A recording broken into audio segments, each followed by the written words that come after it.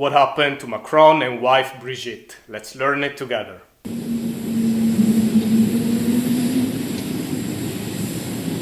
Macron was stunned, obviously. However, he was stunned when he realized that the door was open, people were watching, and there were cameras. This is a very important detail. It's not even a detail, it's crucial, because a lot of people have said that this is a case of IPV, intimate partner violence. In a way, the moment you put your hands on somebody, it's technically violence. However, I will not consider this real violence.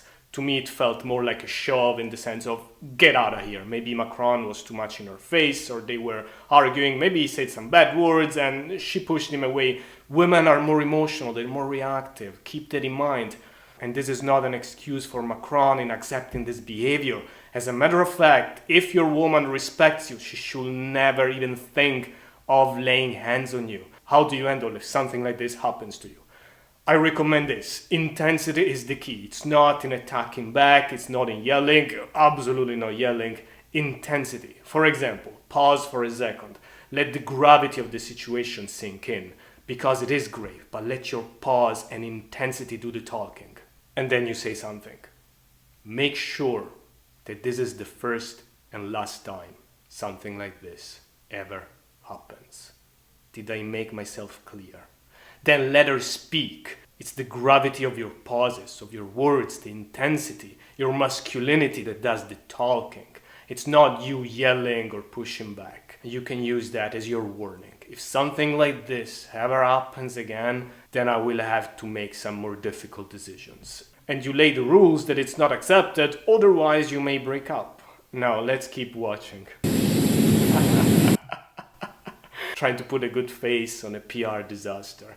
This was a little mistake in my opinion. Once you get caught, then don't move away because it feels like you're hiding. And already his face looked like a deer in the headlight and then he retreated.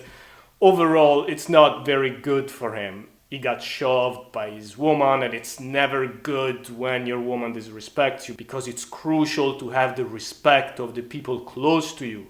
How the people close to you treat you tells everybody else how you expect to be treated and the respect that you can get from people. So always make sure that the closer people are to you, the more you get their respect, starting from your woman. And to me it was also very telling that this was an argument. Gave her his arm.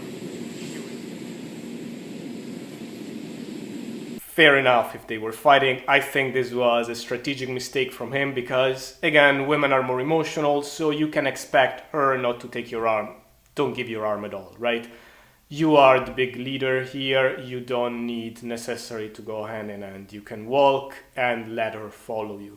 Now, in general, about Macron, yeah, this undermined a little bit his power, his authority, his masculinity, and everything that a leader should be.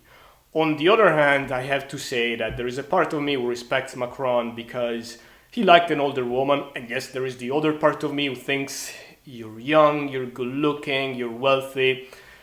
You could have found somebody that most people would consider attractive, right? However, a bigger part of me respects him. He liked a woman who was older and that most people would disapprove of. He didn't give a fuck. He still picked her, and I respect that. I also like the fact that he shows that yes, there are some universal markers of attraction that most people, most everywhere, interculturally like. However, there are always exceptions, and this is incredibly empowering. You can be not very attractive, you can be poor, you can be short, you can have a funny accent, but if you max out everything else, and if you know how to move, and if you keep taking your shots, you can win in life no matter what. And finally, about Macron, he's one of the very few leaders in Europe who stood up to an ugly war that's happening right now in the Mediterranean, and it's not Russia. He's one of the very few European leaders and in the world in general who stood up to that ugliness, and I respect that a lot.